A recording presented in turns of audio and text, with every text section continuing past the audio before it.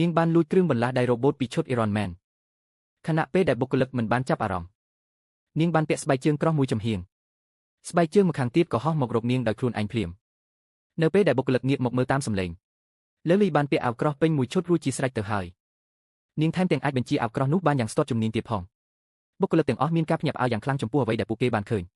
អណ្ដាតភ្លើងបានបាញ់ចេញពីបាតស្បែកជើងក្រោះនៅពេលដែលបុគ្គលិកព្យាយាមឃាត់នាងវាហួសពេលទៅហើយ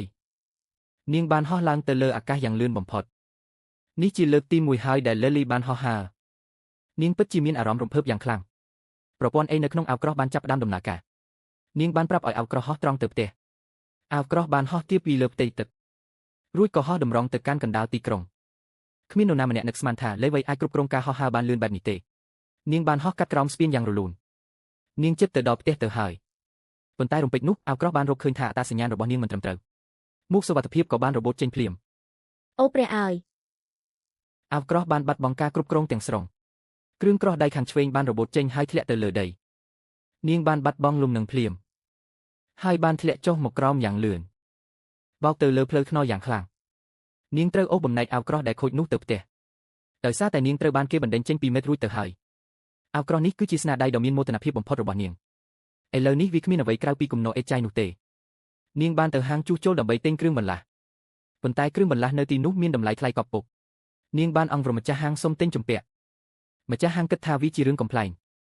រំពេចនោះបុរសអាថ៌កំបាំងម្នាក់បានចូលមកហើយបង់ប្រាក់ជំនួសនាងវាពិតជាគួរឲ្យខ្មាស់អៀនណាស់ដែលហោះហើរជាមួយរបស់បែបនេះមែនទេបុរសនោះបានហុចកាត់អាជីវកម្មទៅឲ្យនាងដោយអញ្ជើញនាងឲ្យចូលរួមក្នុងក្រុមរបស់គាត់និងសន្យាថានឹងផ្ដល់មូលនិធិសម្រាប់គម្រោងអាវក្រោះរបស់នាងជាមួយនឹងធនធានទាំងអស់ដែលនាងត្រូវការលេវីមិនបានយល់ព្រមភ្លាមនោះទេនាងបានគិតពីវាពេញមួយយប់នៅថ្ងៃបន្ទាប់នាងនៅតែទៅភោជនីយដ្ឋានដែលពួកគេបានព្រមព្រៀងគ្នាកន្លែងនោះត្រូវបានចាក់សោជិតឈឹងមើលទៅដូចជាត្រូវបានបិទជាច្រើនថ្ងៃមកហើយនាងបានចូលទៅក្នុងជណ្ដើរយន្តដើម្បីឡើងទៅលើប៉ុន្តែជណ្ដើរយន្តស្រាប់តែខូចរំពេចតាមពិតទៅក្រុមនេះបានតាមដាននាងពេញមួយពេលនេះLilyបានវាយកំទេចផ្ទាំងបញ្ជាហើយបានរកឃើញគ្រាប់បែកកំណត់ពេលក៏មានកាដូពីក្រុមការងារដាក់នៅលើឥដ្ឋផងដែរតាមពិតទៅទាំងអស់នេះគឺជាការសាកល្បងរបស់ក្រុមការងារសម្រាប់នាងដោយសារពេលវេលាកាន់តែខាយទៅនាងបានវាយបំបែកកញ្ចក់ហើយប្រើបំណែកកញ្ចក់ដើម្បីកាត់ខ្សែភ្លើងបន្ទាប់ពីការព្យាយាមជាច្រើនដងទីបំផុតនាងបានធ្វើឲ្យជណ្ដើរយន្តទៅដល់ជាន់ដែលត្រឹមត្រូវរួចក៏គាស់ទ្វារជណ្ដើរយន្តដោយប្រើបន្ទះដែក